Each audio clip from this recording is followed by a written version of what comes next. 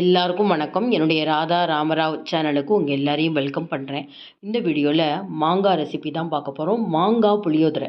புளிக்காய்ச்சலில் நீங்கள் புளியோதரை பார்ப்பீங்க. புளியை சேர்த்து நம்ம இந்த மாதிரி புளிக்காய்ச்சல் தயார் பண்ணுறதை விட மாங்காய் இயற்கையான புளிப்பு அதில் இருக்குது. உடம்புக்கும் நல்லது. தாளிதம் எதுவும் அவசியம் இல்லை. ஒரு லஞ்ச் பாக்ஸில் ஒரு மாங்காய் புளியோதரை நீங்கள் கலந்து கொடுக்கலாம். அது மட்டும் இல்லாமல் டிஃபனுக்காகட்டும், சாதத்துக்கு சைட் டிஷ்ஷாக வச்சு சாப்பிட்றதுக்கு ரொம்ப ரொம்ப பிரமாதமாக இருக்கும். முக்கியமாக நீங்கள் பார்த்தீங்கன்னா ஊறுகாய் மாதிரி நல்லா 6 மாதம் வரைக்கும் இந்த மாங்காய் புளியோதரையை ஸ்டோர் பண்ணி வச்சுக்கலாங்க. அவ்வளோ டேஸ்ட்டாக இருக்கும். வீடியோவை ஸ்கிப் பண்ணாமல் பாருங்கள். மிஸ் பண்ணாமல் மாங்காய் சீசன் இருக்கிறப்பயே இந்த ரெசிபி செஞ்சு வச்சுக்கோங்க. வீட்டில் இருக்க அத்தனை பேருக்கும் ரொம்பவே பிடிக்கும். இந்த வீடியோ பார்க்குறதுக்கு முன்னாடி இது வரைக்கும் என்னோடய சேனலுக்கு சப்ஸ்கிரைப் பண்ணாத வியூவர்ஸ் உடனே சப்ஸ்கிரைப் பண்ணி பக்கத்தில் இருக்க பெல் பட்டன் ப்ரெஸ் பண்ணி எனக்கு எப்போதுமே சப்போர்ட் பண்ணிகிட்டே இருங்க. மாங்காய் புளியோதரை கிரேவி செய்கிறதுக்கு கிளிமூக்கு மாங்காய் 1 எடுத்திருக்கேன். ஏன்னா இது நார்மலாக ரொம்ப சுலபமாக எல்லா இடங்கள்லையும் கிடைக்கும்.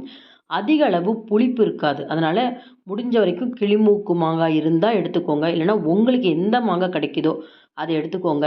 தோல் எடுத்துடலாம். எடுத்துகிட்டு 2 பக்கமும் அந்த கன்னங்களை நறுக்கிட்டு நம்ம கேரட் துருவலில் நல்லா துருவிக்கலாம். அந்த கொட்டையும் கூட மாங்காய் கொட்டை முழுக்க இந்த சதப்பத்து எல்லாமே நம்ம துருவி எடுத்து வச்சுக்கலாங்க. ஒரு கப்பு எடுத்து வச்சுருக்கேன்னு வச்சுக்கோங்களேன். அந்த மாங்காய் பார்த்திங்கன்னா ஒரு 1/4 கிலோ அளவு எடுத்துக்கலாம். இப்போ பார்த்திங்கன்னா அதுக்கு 1 டீஸ்பூன் கடலைப்பருப்பு, ஒரு 3/4 டீஸ்பூன் ஜீரகம், 1/2 டீஸ்பூனுக்கு கம்மியாக வெந்தயம், ஒரு 3/4 டீஸ்பூன் மல்லி, ஒரு 1லேருந்து 1 1/4 டீஸ்பூன் அளவுக்கு எள்ளுங்க. இந்த மாங்காய் புளியோதரை செய்கிறப்போ உங்கள் வீட்டில் கர்ப்பிணி பெண்கள் இருந்து இதை சாப்பிட்றாங்கன்னா அந்த எள்ளை மட்டும் தவிர்த்துடுங்க. பிசி பெருங்காயம் ஒரு 2 க்யூப் எடுத்திருக்கேன். முக்கியமாக பார்த்திங்கன்னா அதுக்கு காஷ்மீரி சில்லி ஒரு 10 மிளகாயும், சாத்தூர் மிளகாய் காரத்துக்கு ஒரு 4 மிளகாய் எடுத்திருக்கேன். கலர் நல்லாயிருக்கும், காரம் கம்மியாக இருக்கும். ஒரு கைப்பிடி அளவுக்கு கொப்பரை தேங்காய்ங்க. கொப்பரை தேங்காய் இல்லை அப்படின்னா நார்மல் தேங்காவை கொஞ்சம் வெயிலில் வச்சுட்டிங்கன்னா தேங்காய் வீணாக போகாமல் அந்த மாய்ஸ்சர் முழுக்க போயிடும். அதுக்கப்புறம் நீங்கள் இந்த புளிக்காய்ச்சல், அதாவது இந்த மாங்காய் புளிக்காய்ச்சலுக்கு அரைக்கிறதுக்கு அந்த நார்மல் தேங்காவையே ட்ரையாக செஞ்சு எடுத்துக்கலாம். டெசிகேட்டட் கோகனட் இருந்தால் அதை கூட நீங்கள் எடுத்துக்கலாம். இப்போ மிளகாய் பெருங்காயத்தை தவிர்த்துட்டு மற்ற எல்லாமே ட்ரை இன்க்ரீடியன்ஸாக வறுத்துக்கலாம். முதல்ல கடலைப்பருப்பு சேர்த்துக்கலாம். நல்லா வாணலி சூடானதுக்கப்புறம் கடலைப்பருப்பு போட்டு ஒரு 30 செகண்ட்ஸ்க்கு அப்புறம் ஜீரகம், வெந்தயம், மல்லி, இது கூடவே எள்ளும் சேர்த்துருங்க. இந்த பொரியிற நேரம் பார்த்திங்கன்னா எள்ளு அப்படியே படன்னு பொரியும் பார்த்தீங்களா? அந்த டைமுக்குள்ளே உங்களுக்கு அந்த மல்லி எல்லாம் வறுபட்டா போகும். அதனால தான் முதல்ல நீங்கள் கடலைப்பருப்பை போட்டுட்டு ஒரு 30 செகண்ட்ஸ்க்கு அப்புறம் மற்ற பொருட்களை போடுங்க. நல்லா எள்ளு படன்னு பொரியுது. இந்த ட்ரை இன்க்ரீடியன்ஸை வறுத்ததை ஒரு தட்டில் எடுத்து வச்சுட்டு நல்லா ஒரு 3-4 டீஸ்பூன் எண்ணெய் சேர்த்துக்கிறேன். முதல்ல பெருங்காயத்தை பொரிச்சிக்கலாம். அதையும் இந்த வறுத்த பொருட்களோடு சேர்த்துட்டு அடுத்தது இந்த காஷ்மீரி சில்லியும் காரத்துக்கு அந்த 4 சாத்தூர் மிளகாய் எடுத்திருக்கேன். நல்ல எண்ணெய் முழுக்க அந்த மிளகாயில் கோட்டிங் ஆகணும். அந்த மிளகாய் பார்த்திங்கன்னா நல்லா பொரியும். அதே சமயத்தில் தீஞ்சு போகிற அளவுக்கு வறுக்காமல் அதுக்கு முன்னாடியே நம்ம இதை எடுத்துடணுங்க. மிளகாய்க்கு ஒரு மணம் உண்டு, கலர் நல்லாயிருக்கும், முக்கியமாக காரம் இருக்காது. இப்போ ஒரு கைப்பிடி அளவுக்கு கொப்பரை தேங்காய் எடுத்துட்டு இதையும் நம்ம வறுத்த பொருட்களோடு சேர்த்து பொடி பண்ண போகிறோம். அதுக்கு முன்னாடி பார்த்திங்கன்னா அதே வாணலியிலே நல்லா ஒரு 3 டீஸ்பூனுக்கு அதிகமாக எண்ணெய் சேர்த்து முதல்ல கருவேப்பிலை ஒரு 2 ஆறுக்கு சேர்த்துருக்கேங்க. இது கூட பார்த்திங்கன்னா துருவி வச்ச மாங்காய் பார்த்திங்கன்னா நம்ம தொக்குக்கு எப்படி வதக்குவோமோ அதே போல் கொஞ்சம் கூட மாங்காயில் அந்த ஈரப்பசையே இருக்கக்கூடாதுங்க. நல்லா டிரான்ஸ்பரண்ட்டாக அந்த மாங்காவினுடைய நிறம் மாறும். இப்போ கையோடு நம்ம நல்லா ஒரு பெரிய ஸ்பூனால் 1 டீஸ்பூன் உப்பு சேர்த்துக்கலாம். உப்பு சேர்த்துட்டா உங்களுக்கு சீக்கிரமே வதங்கும். அதே சமயத்தில் நல்ல நிறம் மாறணும். இந்த அளவுக்கு அப்படியே ஃப்ரெஷ்ஷாக இருக்கிற மாங்காய் மாதிரி இருக்கக்கூடாது. நல்ல நிறம் மாறி இருக்கணும். ஓரளவுக்கு ஒரு 2-3 நிமிஷம் வதங்கினதுக்கப்புறம் ஒரு 1/2 கைப்பிடி அளவுக்கு பச்சை கொத்தமல்லியை நல்லா வாஷ் பண்ணிட்டு சேர்த்துக்கிறேன். இதுலேயும் உங்களுக்கு அந்த ஈரப்பசை இருக்கும் இல்லையா? அதனால் இதையுமே பார்த்திங்கன்னா ஒரு 2 நிமிஷம் மாங்காவோடு சேர்த்து நல்லா வதக்கி எடுத்துக்கலாங்க. எண்ணெய் கூட போடலைன்னா நீங்கள் திரும்பவும் எண்ணெய் விட்டுக்கலாம். நம்ம புளியோதரை செய்கிறப்ப எந்த அளவுக்கு எண்ணெய் சேர்த்துப்போமோ அந்த அளவுக்கு இந்த மாங்காய் புளியோதரைக்கு சேர்த்துக்கணுங்க. அப்போ தான் ரொம்ப நாள் வரைக்கும் உங்களுக்கு கெட்டு போகாமல் இருக்கும்.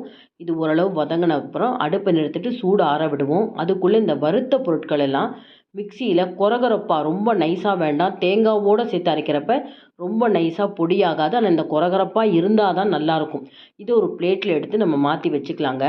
இப்போ திரும்பவும் அதே மிக்சி ஜாரில் நம்ம இந்த வதக்கி வச்ச மாங்காய், கருவேப்பிலை, கொத்தமல்லி இந்த கொத்தமல்லி சேர்க்கறதுனால அவ்வளோ நல்ல மணமாக இருக்கும். மாங்காய் மட்டும் இருந்தால் கூட அந்த டேஸ்ட் இருக்காது. கண்டிப்பாக அந்த பச்சை கொத்தமல்லி சேர்த்துக்கோங்க. இது கூட 1லேருந்து 1½ டீஸ்பூன் பொடிச்ச வெல்லம், ஒரு சின்ன ஸ்பூனால் ஒரு 1/2 டீஸ்பூன் மஞ்சப்பொடி. இதை தண்ணி விடாமல் நம்ம பல்ஸ் மோடில் எவ்வளோ முடியுமோ அவ்வளோ அரைச்சின்னு வந்தால் போதும். இப்போ திரும்பவும் நான் இதுக்கு நல்லெண்ணெய் எடுத்திருக்கேன். நல்லா 2 டேபிள் ஸ்பூன் அளவுக்கு நல்லெண்ணெய். அதில் இந்த மாங்காவை அரைச்ச விழுது, அதாவது உப்பு, மஞ்சப்பொடி, வெல்லம், அப்புறம் கருவேப்பிலை, கொத்தமல்லி எல்லாம் சேர்த்து வதக்கி அரைச்சிருக்கோம் பார்த்தீங்களா, அந்த எண்ணெயில் அப்படியே வதக்குங்க. இந்த மாதிரி வதக்கிட்டிங்கன்னா 6 மாதம் வரைக்கும் உங்களுக்கு ஒரு ஊறுகாய் எப்படி கெட்டு போகாமல் இருக்குமோ அந்த அளவுக்கு நல்லா இருக்குங்க. கண்டிப்பாக எண்ணெய் கொஞ்சம் அதிகமாக தான் தேவைப்படும். ஓரளவுக்கு ஒரு 1 நிமிஷம் நல்லா ஆயிலில் ஃப்ரை பண்ண அப்புறம் இந்த பொடிச்சு வச்ச அந்த மசாலா பொடிகள், அந்த மிளகாவோட அவ்வளோத்தையும் சேர்த்துக்கணும்னு கிடையாது. ஒரு 2 டீஸ்பூன் நிறுத்தி வச்சுக்கோங்க. தேவைப்பட்டுதுன்னா அதுக்கப்புறம் நம்ம அதை சேர்த்துக்கலாம். இல்லைன்னா நம்ம அதை சாதாரணமாக ஒரு புளிக்காய்ச்சல் செய்கிறதுக்கு கூட யூஸ் பண்ணிக்கலாம். இப்போ நான் பொடிச்சு வச்ச எல்லா பொடியையுமே சேர்த்துருக்கேன். ரொம்ப கரெக்டாக இருந்தது. இந்த மாங்காய் புளியோதரை செஞ்சு வச்சிட்டிங்கன்னா சட்டுன்னு ஒரு லஞ்ச் பாக்ஸில் உங்களுக்கு ஒரு புளியோதரை மாதிரி கிளறி கொடுக்கலாம். முக்கியமாக தாளிதம் சேர்க்கணுங்கிற அவசியமே இல்லைங்க. இதில் பாருங்கள், நம்ம எந்த தாளிதமும் சேர்க்கலை. நீங்கள் சாதத்தில் பிசையிறப்போ தாளிதம் சேர்க்க வேண்டாம். சாம்பார் சாதம், ரசஞ்சாதம், மோர் சாதத்துக்கு ரொம்ப நல்லாயிருக்கும். மோர் குழம்பு, ஒரு சாதாரணமாக பாசிப்பருப்பு போட்டு கூட்டு, அதெல்லாம் ரொம்ப மைல்டாக காரம் இல்லாமல் இருக்கிறப்ப இதை சைடில் இந்த மாங்காய் புளியோதரை தொட்டுன்னு சாப்பிட்டு பாருங்கள், பிரமாதமாக இருக்கும். டிஃபன்லேயும் பார்த்தீங்கன்னா அடை, தோசை, சப்பாத்திக்கு தொட்டுன்னு சாப்பிட ரொம்ப நல்லாயிருக்குங்க. மிஸ் பண்ணாமல் இதை பார்த்த உடனே முதல்ல ஒரு மாங்காய் செஞ்சு பாருங்கள், உங்களுக்கு கண்டிப்பாக பிடிக்கும். சீசன் முடியறதுக்குள்ளே நீங்கள் ஊறுகாய், தொக்கு, ஆவக்காய்லாம் எப்படி செய்வீங்களோ அந்த அளவுக்கு லாட்டாக இந்த மாங்காய் புளியோதரை செஞ்சு வச்சுக்கோங்க. எல்லாருக்கும் பிடிக்கும். முக்கியமாக உங்கள் வீட்டில் கர்ப்பிணி பெண்கள் இருந்தால் அவங்களுக்கு ஒரு வாய் கசப்பு, கொமட்டல், அதுவும் காய்ச்சல் வந்திருந்தவங்களுக்கு கூட இதை எடுத்து நீங்கள் சாப்பிட்றதுக்கு சாதத்தோட பிசைஞ்சு சாப்பிட கொடுங்க. நல்லா அந்த உமிழ்நீர் சுரந்து ஜீரண சக்தியாகும். மிஸ் பண்ணவே பண்ணாதீங்க. இந்த வீடியோ உங்களுக்கு பிடிச்சிருந்ததுன்னா லைக்ஸ் கொடுங்க. கமெண்ட் பாக்ஸில் உங்கள் கமெண்ட்ஸ் போடுங்க. ஃப்ரெண்ட்ஸ் அண்ட் ரிலேட்டிவ்ஸ்க்கு வீடியோவை அவசியம் ஷேர் பண்ணுங்கள். இது வரைக்கும் என்னோட சேனலுக்கு சப்ஸ்கிரைப் பண்ணாத வீவர்ஸ் உடனே சப்ஸ்கிரைப் பண்ணி பக்கத்தில் இருக்க பெல் பட்டனும் ப்ரெஸ் பண்ணிங்கன்னா நான் போடுற புது புது வீடியோ உங்களுக்கு நோட்டிஃபிகேஷனாக கிடைக்கும். இன்னொரு இன்ட்ரெஸ்டிங்கான ரெசிபீஸில் நம்ம பார்ப்போம். Thank you viewers.